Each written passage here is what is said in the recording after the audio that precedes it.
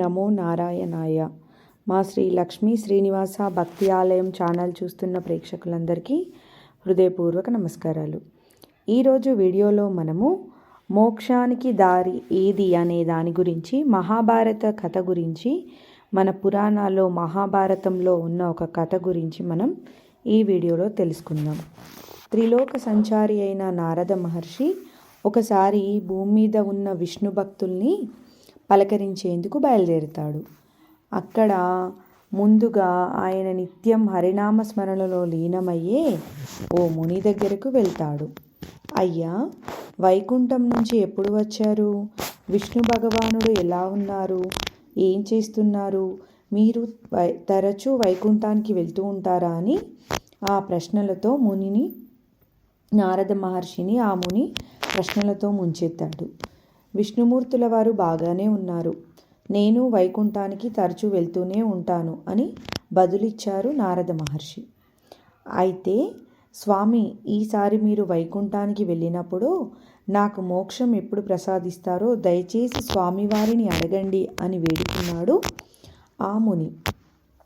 సరే అంటూ నారదుల వారు ముందుకు సాగిపోయారు.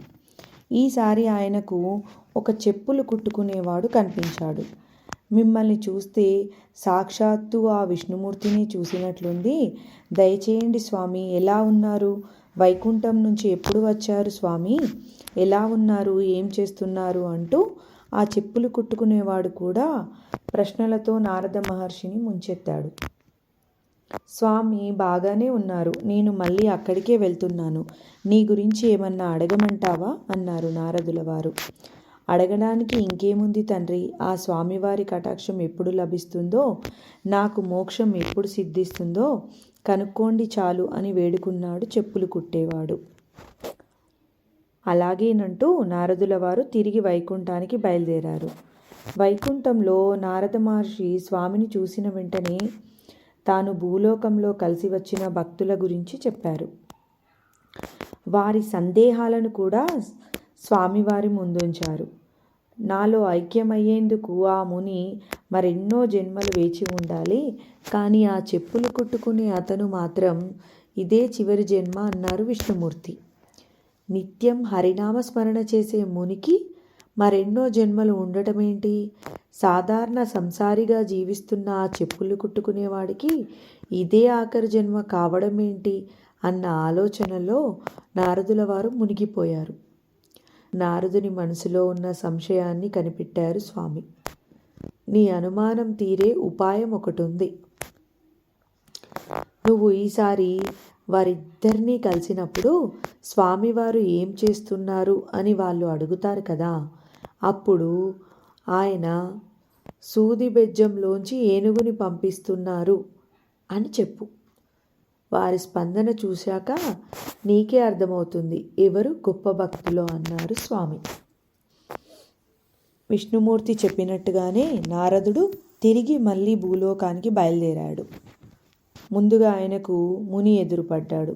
ఎప్పటిలాగే నారదుల వారిని కుశల ప్రశ్నలు అడుగుతూ పనిలో పనిగా స్వామివారు ఏం చేస్తున్నారు అని అడిగాడు ముని. ఏముంది, వేలెడంత సూది బెజ్జలోంచి కొండంత ఏనుగుని పంపిస్తున్నారు అన్నారు నారద మహర్షి. భలేవారే, సూది బెజ్జంలోంచి ఏనుగును పంపించడం ఎలా సాధ్యం? మీరు నాతో పరాచికాలు ఆడుతున్నట్లున్నారు, లేదా ఏదో భ్రాంతికి గురై ఉంటారు అన్నాడు ముని చిరునవ్వు నవ్వుకుంటూ. నారద మహర్షి అక్కడి నుంచి సాగిపోయారు. మరికొంత దూరం వెళ్ళాక ఆయనకు మునుపటి చెప్పులు కుట్టుకునే అతను కనిపించాడు. అయ్యా, దయచేయండి, ఎక్కడి నుంచి రాక ఈ మధ్యకాలంలో వైకుంఠానికి వెళ్ళారా?